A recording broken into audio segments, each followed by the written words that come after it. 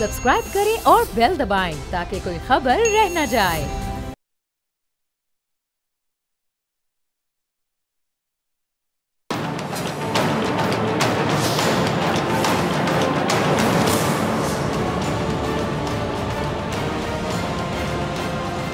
अस्सलामुअलैकुम, मैं हूँ डॉक्टर फ़िज़ा ख़ान और मैं हूँ पाकिस्तान, मैं हूँ सिंध, मैं हूँ पंजाब, मैं हूँ खैबर पख्तूनख्वा, मैं हूँ गिलगित बल्तिस्तान और मैं हूँ बलोचिस्तान। आज मैं बलोचिस्तान से अपने प्रोग्राम का आगाज़ करूँगी। उस बलोचिस्तान से जो तरक्की की शाहराह और पाकिस्तान की जान है। ये रास्ता जितना हमवार और कुशादा होगा, पाकिस्तान के माशी मसाइल उतनी ही तेज़ी से हल और हम खुशहाल होंगे। और ये राज कोई रॉकेट साइंस नहीं है, ये बात दुश्मन भी जानता है और दोस्तनुमा दुश्मनों को भी अच्छे से इल्म है। इसीलिए वो इस शाहराह पर गड्ढे खोदने, बारूदी सुरंगें लगाने और घात लगाकर हमलों से बाज नहीं आते। उनकी भरपूर कोशिश रहती है कि बलोचिस्तान पर ज़ख्म लगते रहें, लहू बहता रहे। बलोचिस्तान रकबे के लिहाज से पाकिस्तान का सबसे बड़ा सूबा है और कोई शक नहीं कि बलोचिस्तान का बड़ा इलाका पसमानदगी की तारीकी में तुलुए सहर का मुंतज़िर है। लेकिन इस सच के साथ ये तल्ख हकीकत भी जुड़ी हुई है कि इसका महल वकू इंतज़ामी पेचीदगियाँ, समाजी मसाइल, नाख्वानगी और कबायली सरदारी निज़ाम ये रात ढलने नहीं देता। कुदरत ने बलोचों को बेहतरीन सलाहियतें दी हैं। उनमें से कला अब्दुल्ला का कोई अब्दुल कहार और नोशकी का उस्मान अनवर फ़ौज में जाए तो पीएम काकूल में शानदार कारकर्दगी पर एजाज़ी शमशीर का हकदार ठहरता है। नासा अपने खलाई रॉकेट का डिजिटल कंटेंट बनाने के लिए माहिरीन तलाश करता है तो उसकी नज़र इंतखाब गवादर के चिराग बलोच पर रुकती है और वो उसे मुंतखब करता है। यहाँ कैच के यार जान अब्दुल समद को मौका मिलता है तो वो खलाई साइंसदान बनकर कैम्ब्रिज यूनिवर्सिटी का फ़ख्र कहलाता है। फिर बलोचिस्तान अपने स्ट्रैटेजिक महल वकू, कई अहम तिजारती रास्तों की वजह से जनूबी एशिया, वस्ती एशिया और मशरक़ी वस्ता के लिए अहम तरीन स्ट्रैटेजिक गुजरगाह है जो हमसाया ममालिक की मुआशी तिजारती सरगर्मियों को आसान बना सकती है। बलोचिस्तान मादनी वसाइल से माला माल भी है और यहाँ सिर्फ रेकोर्डिक में 65 अरब डॉलर का तांबा है। यहाँ ज़ियारत और कल्लात में एलुमिनियम के वसी ज़खायर मौजूद हैं और बाज़ इलाकों की ज़रखेज़ ज़मीन अनाज उगलने को बेताब है। यहाँ सारा साल ऑपरेशनल रहने वाली गवादर की बंदरगाह तिजारती बहरी जहाज़ों के लिए अलग से कशिश रखती है। फिर मसला क्या है कि बलोचिस्तान इतना पीछे क्यों है? बहुत सारी वजूहात में यकीनी तौर पर हमारी हुकूमतें भी इसकी ज़िम्मेदार हैं, लेकिन इसका एक बड़ा सबब सरहद पार बैठे दुश्मन की साजिशें हैं। भारत ने मकबूजा कश्मीर की तहरीक आज़ादी की हिमायत का बदला लेने के लिए 20 बरस पहले बलोचिस्तान में अलहदगी पसंद जत्थों को मजबूत करना शुरू किया, उनकी सहूलतकारी की, अफ़गानिस्तान में उन्हें पनाह दिलवाई और वहाँ ट्रेनिंग कैंप बनाए और बलोचिस्तान में दहशत और वहशत का भयानक खेल शुरू किया। Baloch Liberation Army, Baloch Republican Army और दीगर जत्थों को टास्क दिया कि बलोचिस्तान में इतना खौफ फैल जाए कि यहाँ कोई आने का नाम ना ले। सरमायाकार तो बलोचिस्तान का नाम सुनते ही कानों को हाथ लगा ले। तरक्याती कामों को सबूताज करके, हुकूमती रिच को चैलेंज करके, आम बलोच की ज़िंदगी अजीरन बनाकर, शिकवों, शिकायतों, नाराज़गियों को प्रोपेगेंडे के खमीर में मिलाकर नौजवानों को बागी बना दिया जाए। ये अपने प्रोपेगेंडे से नौजवानों को शर्मचार बनाकर बारूदी जैकेटें पहनाने में मसरूफ़ हैं, लेकिन साजिशें करने वालों के पास इन सवालों का जवाब नहीं है। बलोचों की एक कसीर आबादी 909 किलोमीटर सरहद पार ईरान में भी है, जहां ईरान से अलहदगी किसी के जहन में है और ना ही ईरान के अंदरूनी जोग्राफियाई, सियासी, समाजी और इक्तिसादी अवामिल ऐसे किसी नज़रिए को पनपने नहीं देते और इसीलिए गैर जानिबदार तज्जियाकार आज़ाद बलोचिस्तान के तसव्वुर को फंसाने से ज़्यादा अहमियत नहीं देते हैं। और अगर हम सच की बात करें तो सच्चाई भी यही कि बलोचिस्तान में सिर्फ बलोच ही तो आबाद नहीं है, एक बड़े इलाके पर पश्तून भी हैं और यहाँ पे सेटलर भी दहाइयों से रह रहे हैं। फिर बलोचिस्तान में विफाक परस्त पीपल्स पार्टी, मुस्लिम लीग नून, जमीयत उलमा इस्लाम, जमात इस्लामी और तहरीक इंसाफ समेत वो कौम परस्त तंजीमें भी हैं जो पाकिस्तान के सियासी निज़ाम का बाकायदा एक अहम किरदार है। और पाकिस्तान की बड़ी सियासी जमातें कौम परस्त बलोच सियासी जमातों से इल्हाक करके ना सिर्फ सूबे और विफाक में हुकूमतें बनाती रही हैं, बल्कि बलोचिस्तान ने तो मीर ज़फ़रुल्लाह खान जमाली की सूरत में वज़ीर आज़म भी दिया। यहीं से सादिक संजरानी चेयरमैन सेनेट और कासिम सूरी डेप्यूटी स्पीकर कौमी असम्बली रहे हैं। फिर पाक फ़ौज के 2 सिपा सालार जनरल मोहम्मद मूसा और जनरल अब्दुल वहीद काकड़ भी इसी बलूचिस्तान के सपूत थे। और इससे इनकार नहीं है कि यहाँ पे मसाइल हैं, मुश्किलात हैं, एहसास महरूमी है, लेकिन उम्मीद है कि ये एहसास महरूमी एक दिन ख़त्म हो जाएगा और हम सब मिलकर बलूचिस्तान को मजबूत बनाएंगे इंशाल्लाह। चलते हैं जी, अब हम बात करेंगे जी एक ऐसे पेचीदा मसले की जो एक, अगर मैं कहूँ, मुअम्मा बना हुआ है या एक पज़ल की सूरत इख्तियार कर गया तो गलत नहीं होगा। लापता अफराद का मसला आपको पता है बलूचिस्तान से जोड़ा जाता है और बलोच अलहदगी पसंद और इनकी जो हमदर्द जमातें हैं इस मसले को खूब उछालती भी नज़र आती हैं, प्रोपेगेंडा करके राई का पहाड़ बनाती हैं और इस मसले पर एहतजाज, धरने, लॉन्ग मार्च होते रहे हैं। मुकदमों की समात में अदालतें भी सख्त रद्द अमल देती रही हैं। 2 दहाइयों में आने वाली हुकूमतों ने इस मसले से कभी इनकार नहीं किया। एक कमीशन भी बना रखा है जिसके मुताबिक 2024 की एक रिपोर्ट में 2011 से अब तक 10,088 जबरी गुमशुदगियाँ दर्ज की गई हैं और खैबर पख्तूनख्वा में 2011 से अब तक 3,485 अफराद मुबैना तौर पर लापता हुए हैं और बलूचिस्तान में 2,752 अफराद के बारे में कहा गया है कि वो लापता हैं या जिन्हें जबरी तौर पर गुमशुदा किया गया है। इस हवाले से बलूचिस्तान में जो सरगर्म तंजीम voice of Baloch missing persons का इल्ज़ाम ये है कि हुकूमती अदाद शुमार इंतहाई कम रिपोर्ट किए जाते हैं और बलूचिस्तान में जो जबरी गुमशुदगियाँ हैं उनकी तादाद तकरीबन 8,000 है। लेकिन इस इल्ज़ाम को साबित करने के लिए इस तंजीम के पास कोई ठोस सबूत नहीं है और ये केस उस वक्त मज़ीद कमज़ोर हो जाता है जब दहशतगर्दी के किसी हौलनाक वाक़ये की तफ्तीश पर किसी मिसिंग पर्सन का नाम सामने आता है। तब मानना पड़ता है कि मामला इतना सादा नहीं है, दाल में कुछ तो काला है और बाज़ औक़ात तो दाल ही काली निकलती है। अच्छा, मार्च 2024 में ऐसा ही हुआ जब गवादर पोर्ट अथॉरिटी कॉम्प्लेक्स हमले में मारे जाने वाले एक दहशतगर्द करीम जान की बहन ने भाई की लाश की हवालगी के लिए दरख्वास्त दी। तब ये पता चला ये तो वही तुर्बत का करीम जान है जिसका नाम लापता अफराद की लिस्ट में, फहरिस्त में शामिल है, जिसकी तस्वीर लेकर मिसिंग पर्सन्स के नाम पर सियासत चमकाने वाले एहतजाज करते मिलते हैं। और उसी हमले में एक और दहशतगर्द अब्दुल वदूद भी मारा गया जिसकी बहन 12 अगस्त 2021 से भाई की गुमशुदगी का राग अलाप रही थी और गुज़िश्ता दिनों बेला में सिक्योरिटी फोर्सेस के कैंप पर खुदकुश हमला करने वाला नोशकी का तैयब बलोच भी DLA का कारकुन था।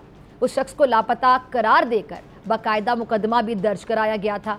अब नहीं मालूम कि लापता अफराद में कितने तैयब बलोच किसी मजीद ब्रिगेड में शामिल हैं, कितने अब्दुल वदूद घात लगाकर हमलों के लिए घर से बाहर हैं और कितने करीम जान मासूम निहत्ते गैर मुकामियों का शनाख्ती कार्ड चेक करके उनकी जानें ले रहे हैं।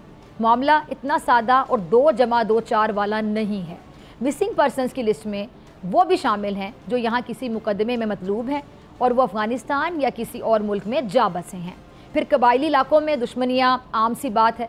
नहीं मालूम कि मिसिंग पर्सनस की लिस्ट में शामिल किया गया शख्स अपने दुश्मन के हाथों जान गंवा बैठा है। अच्छा, इसका मतलब ये नहीं कि कानून नाफिज करने वाले इदारे दूध के धुले हैं और उन्हें क्लीन चिट दी जा रही है, लेकिन इस सच्चाई को भी तो सामने रखना चाहिए। इस पर कोई डॉक्टर महारंग बलोच साहिबा वजाहत क्यों नहीं देती हैं कि ये हमला आवर दहशतगर्द मिसिंग पर्सनस की लिस्ट में कैसे आ गए और किसने किस मकसद के लिए शामिल किया है। और बलूचिस्तान के मसाइल और लापता अफराद के साहा मसले पर बात करने के लिए मुझे ज्वाइन कर रहे हैं चमन से मोहम्मद अली। बहुत शुक्रिया आपका ज्वाइन करने के लिए। अच्छा मोहम्मद अली, अच्छा, ये सब लापता अफराद के नाम पर धरने लॉन्ग मार्च होते रहे हैं, लेकिन ये क्या कि लापता जो अफराद हैं उनकी लिस्ट में, फहरिस्त में दहशतगर्द भी मिल रहे हैं? बहुत शुक्रिया फिजा साहिबा, आपने बहुत अच्छे टॉपिक को आज चुना है।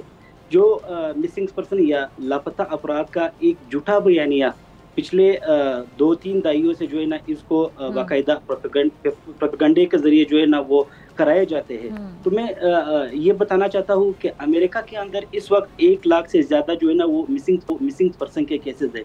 इसके अलावा जो हमारा हमसाया मुल्क है हिंदुस्तान, वहाँ पे जो है ना 65,000 जो है ना मिसिंग पर्सन के जो है ना वो केसेस है।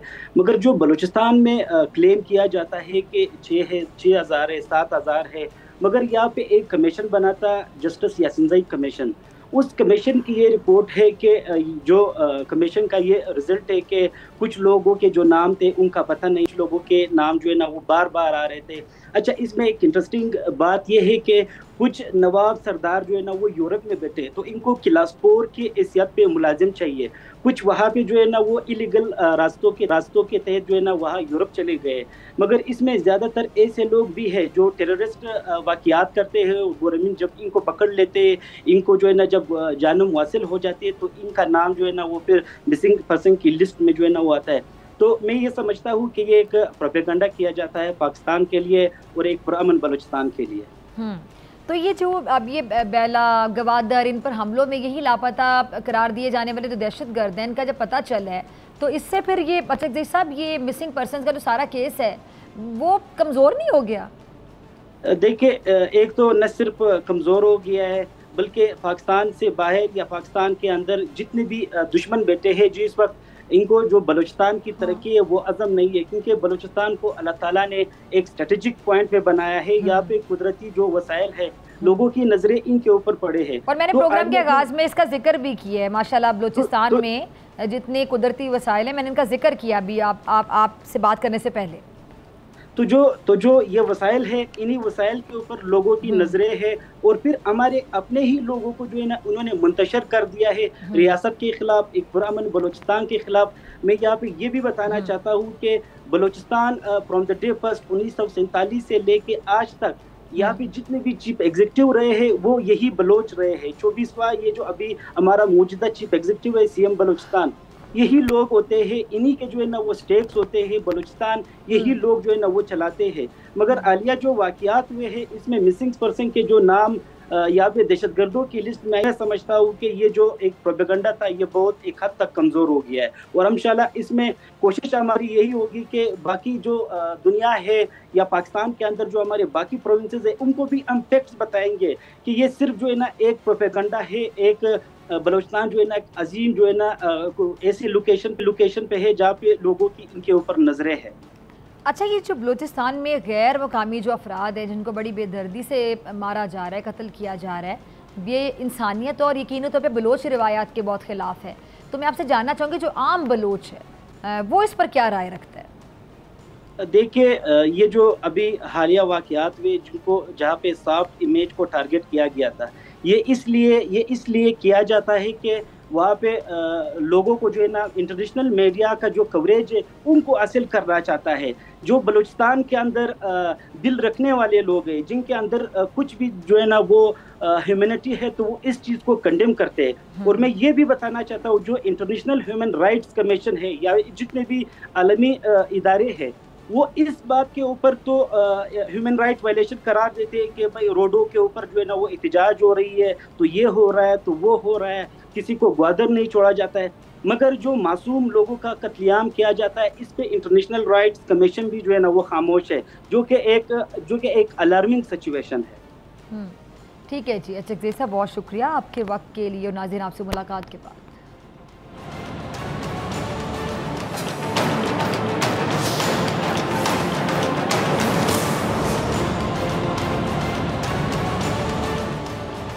वेलकम बैक नाजरीन। सियासत का ऊंट आखिर किस करवट बैठेगा, क्या अभी हो रहा है और आने वाले दिनों में क्या होने जा रहा है? ऑपोजिशन की सबसे बड़ी जमात तहरीक इंसाफ मीडिया में बहुत ज़्यादा एक्टिव नज़र आती है, बहुत ज़्यादा फाल नज़र आती है, खासतौर पर सोशल मीडिया पर भी, लेकिन ग्राउंड पर बहुत से लोग ये सवाल उठाते हैं कि मुतहरिक नज़र नहीं आती है। एक बड़ी जमात एक छोटा सा जलसा तक नहीं कर पा रही है और नाक़दीन ये कहते हैं कि ये शायद कर नहीं सकते हैं। और आज तो हुकूमत ने जो सेनेट की कायमा कमेटी है उसमें कानून का मुसवदा भी भेज दिया है कि जो भी इस्लामाबाद में गैर कानूनी तौर पर जलसा करेगा सीधा 3 साल के लिए अंदर जाएगा। इस पर बात करने के लिए मेरे साथ मौजूद हैं अहमद ओवैस साहब, जो कि कानून को भी अच्छे तरीके से समझते हैं और सियासत को भी समझते हैं, तहरीक इंसाफ से इनका ताल्लुक़ है। सर बहुत शुक्रिया ज्वाइन करने के लिए अहमद ओवैस साहब। अहमद साहब, सबसे पहले तो 8 सितंबर में अब चंद दिन बाकी रह गए हैं और साथ ही फिर एक ऐसी खबर सामने आ जाना है कि जो भी गैर कानूनी तौर पे जलसा करेगा इस्लामाबाद में वो फिर सीधा 3 साल के लिए अंदर जा सकता है। कैसे देख रही है आपकी पार्टी से? देखिए, जो वो कहते हैं ना कि मौसम का मुंह तकते रहना काम नहीं दीवानों का, ये बातें जो हैं, जो काम करने होते हैं ना, वो फिर ये इन बातों से वो रुकते नहीं हैं लोग, लेकिन बहुत मुहतात तरीके से और बहुत एहतियात के साथ इमरान खान भी और इसकी लीडरशिप में भी ये कि हम नहीं चाहते हैं कि यहाँ पे खून खराबा हो। ये तो चाह रहे हैं कि ये कुछ गोलियां चलाएं और उसके बाद उनका फिर प्रोपेगेंडा करके शोर मचाएं, जैसे 9 मई का एक ऑर्केस्ट्रेट प्लान बनाया था, उसके ऊपर वो लेके अभी तक पीट रहे हैं उसको। सर सॉरी, मैं आपकी बात काट रही हूँ क्योंकि आपने बात ऐसी कर दी, मुझे आपको इंटरप्ट करना पड़ा। आपने गोलियां चलाने के हवाले से बात की और आपने कहा कि मतलब इस तरह की कुछ साजिश हो रही है, और आपने ये बड़ी बात कही है। अभी मेरे प्रोग्राम में शोएब शाहीन साहब ने ये कुछ दिन पहले ये कहा कि असलहा अगर लाइसेंस्ड हो और सेल्फ डिफेंस के लिए इस्तेमाल होता है तो जलसे में ले जाया जा सकता है। ये शोएब शाहीन साहब जो कि पीटीआई को रिप्रेजेंट कर रहे थे, उन्होंने कुछ दिन पहले मेरे प्रोग्राम में बात की है ना। लेकिन बहरहाल जलसे में कोई असला लेके नहीं जाएगा, ना जाना चाहिए। तो शोएब शाहीन साहब ने ऐसी बात क्यों की? उन्होंने बल्कि बताना शुरू कर दिया कि सेल्फ डिफेंस के लिए होता है, लाइसेंस्ड हो तो क्या है, तो क्या। देखिए इसके लिए एक मैं आपको आपके पास वक्त है ना, थोड़ी सी बात करूं? जी जी प्लीज। देखिए बात ये है, एक प्रॉब्लम है पीटीआई, एक तो क्राइसिस में है पार्टी, और लीडरशिप जो है इमरान खान जेल में है। तो बात ये है कि ये जितनी इस वक्त दी हेल्म ऑफ अफेयर जो मामला चला रहे हैं, वो एक नई लीडरशिप है। इनको कोई तजर्बा नहीं है एजिटेशनल पॉलिटिक्स का। ये आप शोएब शाहीन के बारे में कह रहे हैं? हाँ जी, ये आप शोएब शाहीन के बारे में कह रहे हैं, इस तरह जो नए लोग आए उनके बारे में? मतलब generally Shoaib Shaheen is among them. अच्छा। जनरली मैं आपको एक मैं वाकया बताता हूँ कि जब ये पाकिस्तान की आज़ादी की, सब कॉन्टिनेंट में आज़ादी की मूवमेंट चल रही थी, तो ये मुस्लिम लीग को सामने रख लीजिए या कांग्रेस को सामने रख लीजिए, ये सारी पॉलिटिकल पार्टी जो थी with the time they got matured, और मैच्योर किसमें हुई थी? एजिटेशन पॉलिटिक्स में। क्योंकि बड़े बड़े जलसे जुलूस करने, गिरफ्तारियां होनी, फिर बेतहाशा गिरफ्तारियां होती थी, और गिरफ्तारियों के बाद उनकी जमानतें होती थी, नहीं होती थी, कई कई साल जेल में भी रहते थे। और आप इनकी ज़िंदगी उठा के नेहरू को ले लीजिए, उनके कांग्रेस की लीडरशिप को ले लीजिए, मुस्लिम लीग में तो कम थे। मुस्लिम लीग की तो इतनी ज़्यादा डिसरी शुरू में नहीं थी। एक Quaid e Azam was the only person जो पॉलिटिक्स के अंदर भी और लीगल एक्यूमेन में भी he was head and shoulder above to the other political leaders of continent. तो एक वाकया हुआ जिसका जिस वाकया का जिक्र किया हुआ है फ्रीडम एट मिडनाइट के अंदर, कि कश्मीर में जब कबालियों ने हमला किया और रेजिस्टेंस नहीं थी, वो श्रीनगर की तरफ मार्च कर रहे थे, तो नेहरू ने मीटिंग कॉल की कैबिनेट की और कहा कि माउंटबेटन जो कि गवर्नर जनरल था कि आप प्रिजाइड करें। उसने कहा मैं प्रिजाइड नहीं कर सकता, ये कैबिनेट की मीटिंग है, इसका प्राइम मिनिस्टर करता है प्रिजाइड। कहने का नहीं थी ये मीटिंग वॉर, ये क्योंकि वॉर शुरू हो गई है। अच्छा। और हमारा कोई तजर्बा नहीं है वॉर का, हमारा एक ही तजर्बा है वो एजुकेशन पॉलिटिक्स का। हमें जलसा जुलूस करना हो वो बता दें, हम फौरन आपको करके बता देंगे, लेकिन ये हमारे पास एक्सपीरियंस ही कोई नहीं है। और फिर वो माउंटबेटन को बिठा के अपनी मर्जी के उन्होंने फैसले करवाए, वो अलग बात। मैं इसीलिए कह रहा हूँ कि यहाँ पर भी ये सूरत हाल है कि ये बड़े एक साफ ऑनेस्ट लोग हैं, और इनको जिनसे वास्ता पड़ा हुआ है वो इंतहाई काइया किस्म के, जिनके आगे झूठ बोलना, जिनके आगे मकारी कोई हैसियत उनकी उसे वो उनको फर्क नहीं पड़ता। दूसरी तरफ उनको सपोर्ट मिली हुई है, दे आर इन सपोर्ट, जो है वो उनको बहुत मजबूत सपोर्ट जो है वो उनको एस्टेब्लिशमेंट की है। तो ऑनेस्ट लोगों में क्या ये जो केपीके से आपके शकील खान है वो भी हैं? हाँ जी, ऑनेस्ट लोगों में ये जो शकील खान साहब है ये भी हैं?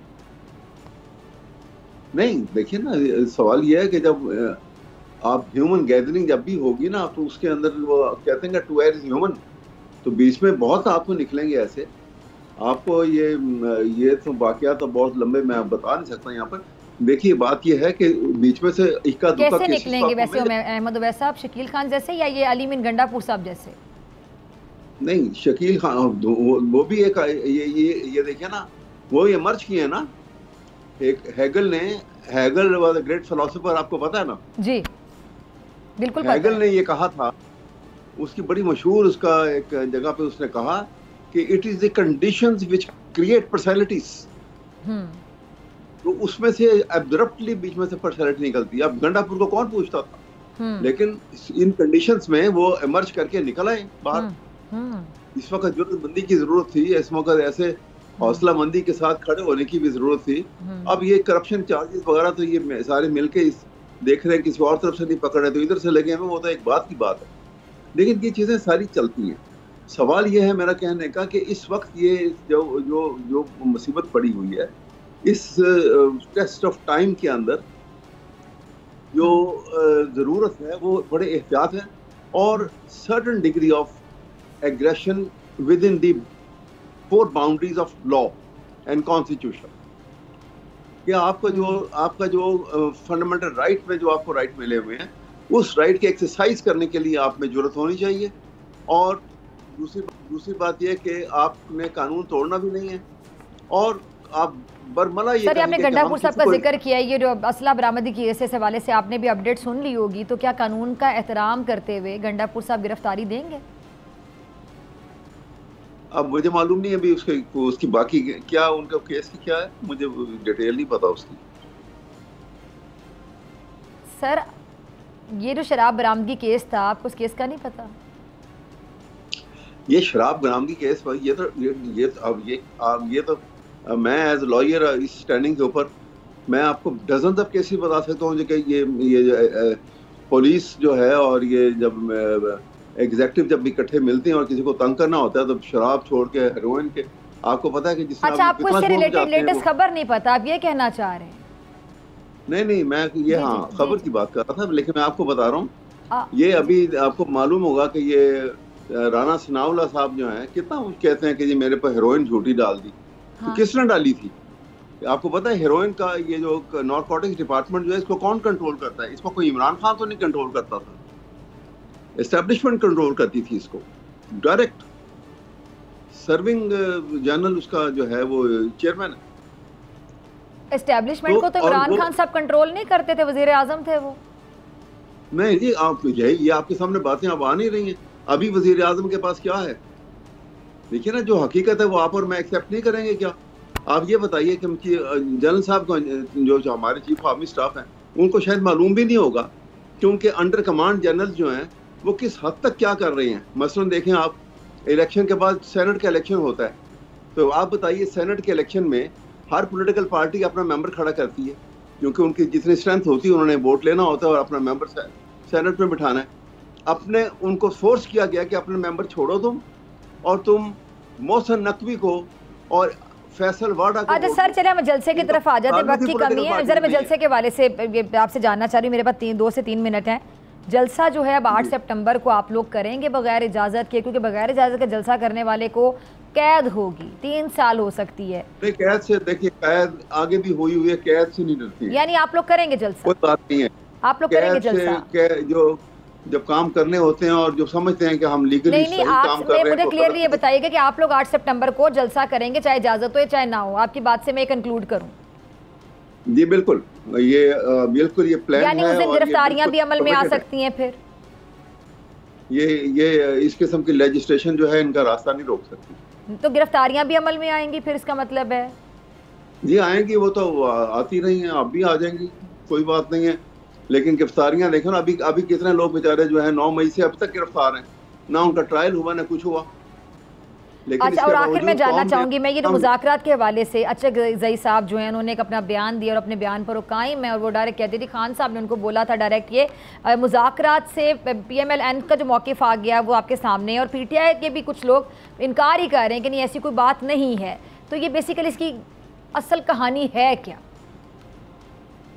मैंने आपको बताया ना कि असल कहानी तो यही है कि वो क्रश करना चाह रहे हैं, हर सूरत क्रश करना चाह रहे हैं।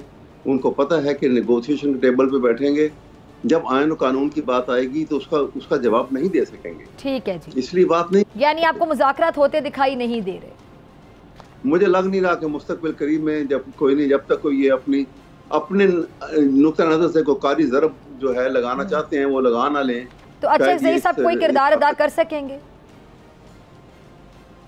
हाँ जी, अच्छा ज़ई साहब कोई किरदार अदा कर सकेंगे? करना चाहिए, और बड़े मैच्योर आदमी हैं और मुदब्बर सियासतदान हैं, और ये बल्कि फ़ायदा उठाना चाहिए इस वक्त एस्टेब्लिशमेंट को भी और हुकूमत को भी। तो सर अगर जलसा गैर कानूनी तौर पर जलसा करने से मना कर दिया जाए, फिर गिरफ्तारियों वाला मामला भी सामने आ गया है, जो हुकूमत ने सेनेट की कायमा कमेटी में कानून का मसवदा भी भेज दिया है, उसके बावजूद आप लोग गैर कानूनी तौर पर अगर जलसा करेंगे इस्लामाबाद में, तो ये तो मामला को मज़ीद ख़राब करने वाली बात है। फिर गिरफ्तारियाँ अमल में आएंगी, जिसके लिए आप ऑलरेडी कह रहे हैं, और आप लोग यहाँ तक कह रहे हैं कि और भी बहुत कुछ हो सकता है, तो फिर आप लोग मुज़ाकरा की तरफ खुद नहीं जा रहे हैं, मामला तो मज़ीद ख़राब होते चले जाएंगे। तो अब ये जिम्मेदारी किसके हुई है? देखें ना, आपको पता है कि मौलाना फजलुर रहमान साहब जब इमरान खान प्राइम मिनिस्टर थे, उन्होंने लॉन्ग मार्च की थी कराची से लेके इस्लामाबाद तक, और इमरान खान प्राइम मिनिस्टर थे पूरे पाकिस्तान के। लेकिन अहमद उवैस साहब, आप बड़े एक सीनियर लॉयर भी हैं, आप बेहतर समझते हैं चीज़ों को, मुझे सिर्फ ये बता दें, दोनों काम साथ साथ चल सकते हैं कि मुज़ाकरात भी चल रहे हैं और आप लोग गैर कानूनी तौर पर जलसा भी करें, जिसमें गिरफ्तारियों के लिए भी आप लोगों ने ऑलरेडी माइंड बनाया हुआ है? ये हमेशा होते रहे हैं, आपको पता है, ये हमेशा। आप भुट्टो साहब के हंगामे देख लीजिए, जो इलेक्शन रिगिंग से शुरू हुए थे, और इस तरह से बड़े एजिटेशन भी चल रहे थे, और डेली उनके नेगोशिएशन भी टेबल पर सर वक्त की कमी है, ठीक है जी, वक्त की कमी। आखिर में सर दोबारा क्या नंबर को आप लोग जलसा करने जा रहे हैं हर हाल में, आपका ये कहना है? पार्टी का बिल्कुल यही ये उनका फैसला है, ठीक, और मैं नहीं समझता कि वो फैसले के मुतालिक ठीक है जी, बहुत शुक्रिया अहमद उवैस साहब आपके वक्त के लिए। नाज़रीन, आपसे मुलाकात होगी ब्रेक के बाद, और ब्रेक के बाद मेरे साथ मौजूद होंगे डॉक्टर ज़फ़र मिर्ज़ा साहब, तर्जुमान अवाम पाकिस्तान पार्टी।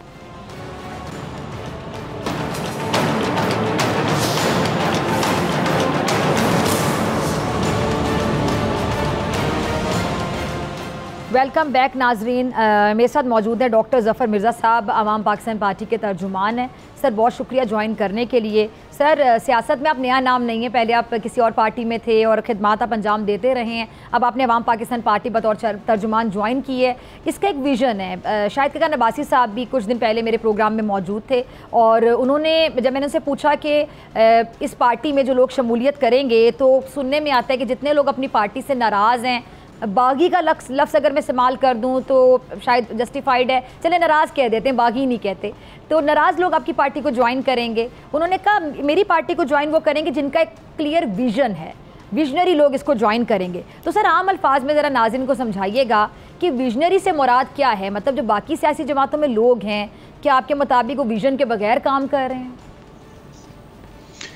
जी बहुत शुक्रिया मुझे अपने प्रोग्राम में बुलाने के लिए। सबसे पहले तो मैं ये बता दूं, आपने कहा कि जो बाकी लोग हैं वो नाराज़ हैं या बागी हैं। मैं ये समझता हूं कि जो मुनासिब लफ्ज़ है इसके लिए वो ये है कि वो मायूस हैं, और मायूस इसलिए हैं कि उनको उन पार्टीज़ के ज़रिए पाकिस्तान बदलता हुआ नज़र नहीं आ रहा। अच्छा। बल्कि पाकिस्तान की मुस्तकिल डिक्लाइन की ज़िम्मेदारी इन पार्टीज़ के ऊपर है। तो इसलिए कुछ लोगों ने जब ये सोचा कि उनकी पार्टीज़ जो हैं वो इस काबिल नहीं रही, वो इंटरनली डेमोक्रेटिक नहीं है, उनकी विजन नहीं है, तो उन्होंने फिर उन पार्टीज़ को खैराबाद कह दिया, हालांकि उनकी बड़ी लंबी वाबस्तगी थी उनके साथ। जहाँ तक विजन का ताल्लुक है जी, विजन से मुराद ये है कि इस वक्त पाकिस्तान जिस गुनागू क्राइसिस के अंदर घिरा हुआ है, और कोई क्लियर विजन नहीं इस वक्त के फ्यूचर में क्या होने जा रहा है, एक गैर यकीनियत और नाउमीदी की सूरत फ़ज़ा है। तो इसमें हमारा ये ख्याल था कि मतलब ये हमने कोई बहुत यानी एक्साइटमेंट में कोई पार्टी नहीं बनाई, कोई हमें शौक़ नहीं था पार्टी बनाने का, बल्कि इसको हमने अपनी ज़िम्मेदारी समझते हुए एक पॉलिटिकल कदम उठाया, और उसकी वजह ये है कि हम पाकिस्तान को री-इमेजिन कर सकें। असल में हमारी जो विजन है वो री-इमेजिनेशन ऑफ पाकिस्तान है, एक ऐसा पाकिस्तान जिसमें हर शहरी जो है उसकी अहमियत भी हो और उसको बराबरी का मौका भी मिले, और पाकिस्तान की सियासत जो है फ्यूचर की वो उस्तवार हो, लोगों की ज़रूरियात को हल करने के हवाले से, उनकी ख्वाहिशात को पूरा करने के हवाले से, और उनको बराबरी का मौका देने के हवाले से, और उनको ये एतमाद देने के हवाले से कि पाकिस्तानी शहरी होना ये एक शर्मिंदगी की बात नहीं, बल्कि ये एक ऑनर की बात है।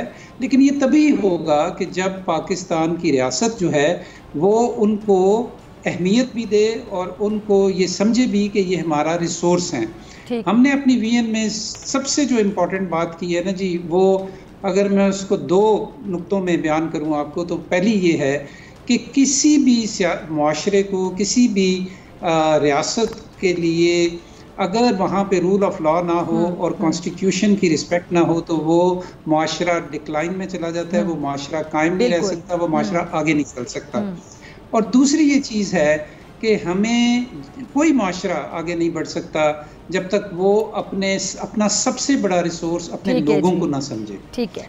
अच्छा डॉक्टर साहब, पाकिस्तान के अंदर, ठीक है, आप अपनी बात कंप्लीट कर लें। जी जी जी, पाकिस्तान के अंदर हमारी बदकिस्मती ये है कि हमारे ह्यूमन रिसोर्स जो है Pakistan, which mean citizens of Pakistan, उनको हमने बिल्कुल पसे पुश डाल दिया है। उसका नतीजा ये है कि हमारे लोग अनपढ़ और बीमार हो गए हैं, लिटरली अनपढ़ हो गए हैं और बीमार हो गए हैं, जिसका मतलब ये है कि एजुकेशन और हेल्थ और वाटर, और इसकी वजह से एक ह्यूमन डेवलपमेंट क्राइसिस है पाकिस्तान में, जिसकी कोई बात नहीं करता।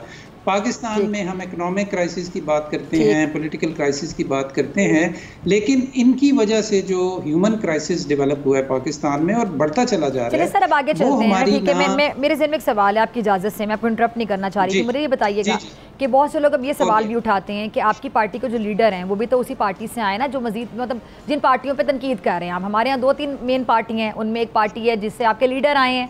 मैं बजाते ख़ुद उनकी मतलब बहुत ज़्यादा एक मेरे दिल में एक रिगार्ड, रिस्पेक्ट है, मैं उनकी बहुत इज़्ज़त करती हूँ, जिसकी बहुत सी वजूहात हैं। हमारी टीम भी अक्सर जब वो ऑफिस आते हैं तो कोई प्रोटोकॉल के बगैर ख़ुद अपनी गाड़ी चला के अक्सर आ जाते हैं, बड़ी हम इज़्ज़त करते हैं। एक साबिक़ वज़ीर आज़म जिनमें नखरा ना हो, मैं शाहिद खान अब्बासी की बहुत इज़्ज़त करती हूँ। लेकिन सवाल सर मेरे जहन में ये है कि री इमेजिन का जब आप लफ्ज़ इस्तेमाल करते हैं तो बहुत से लोग फिर ये सवाल उठाते हैं कि शाहिद खान अब्बासी साहब नून लीग में रहते हुए ये जो री इमेजिनेशन का ख्वाब है ये देखा तो होगा, लेकिन उसको पूरा क्यों नहीं कर सके? क्या रुकावट थी उसमें? क्या हमारे यहाँ जो बड़ी पार्टियाँ हैं, अगर बड़ी पार्टियों के नाम लिए जाए तो 2-3 बड़ी पार्टियाँ हैं, तो क्या बड़ी पार्टियों में वाकई वो जमहूरियत नहीं है?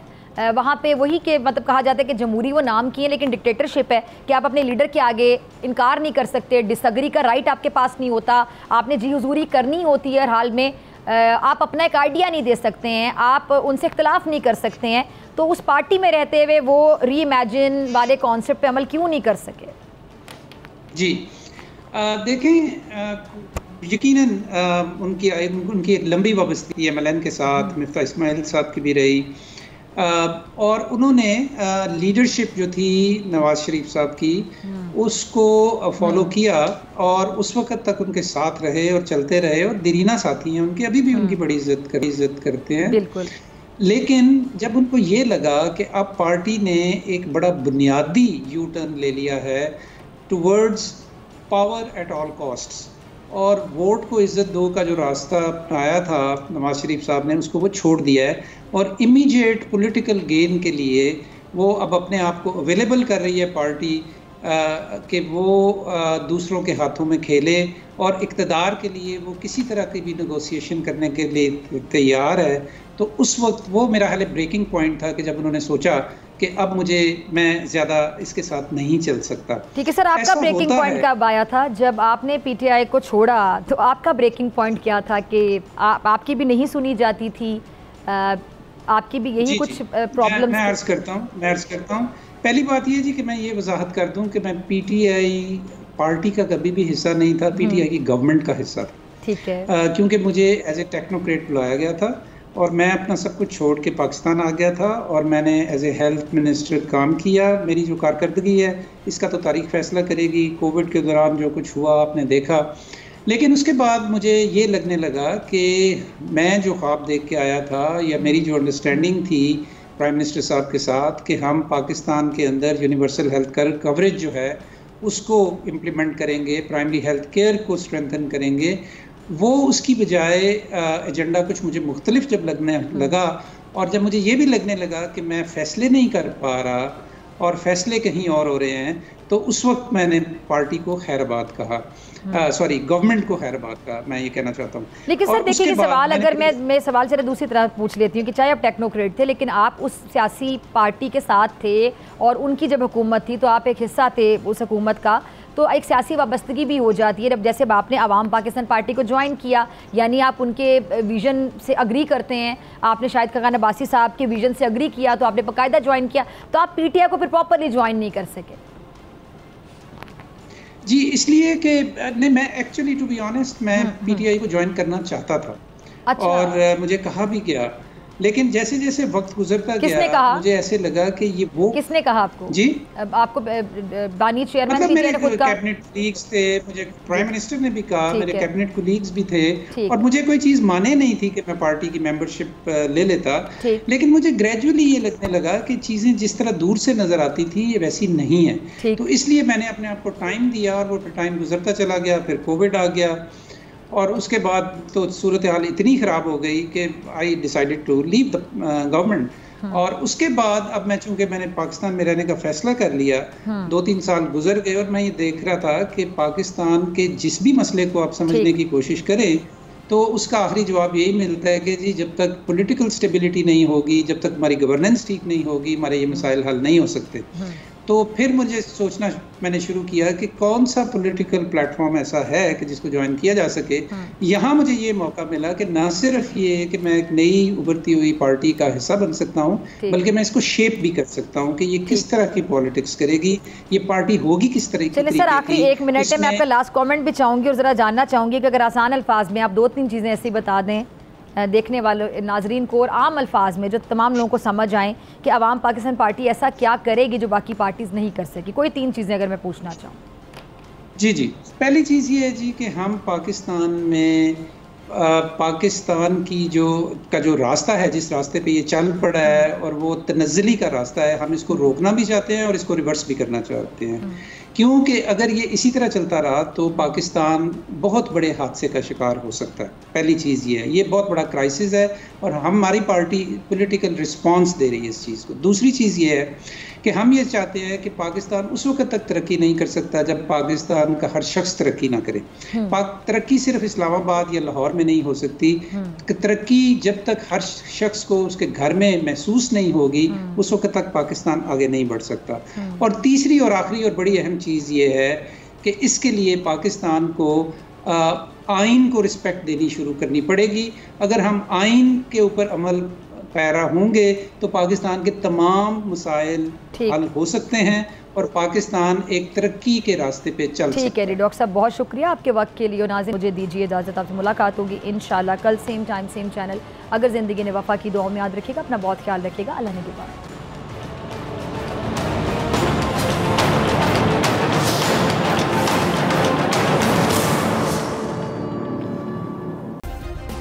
सब्सक्राइब करें और बेल दबाएं ताकि कोई खबर रह न जाए।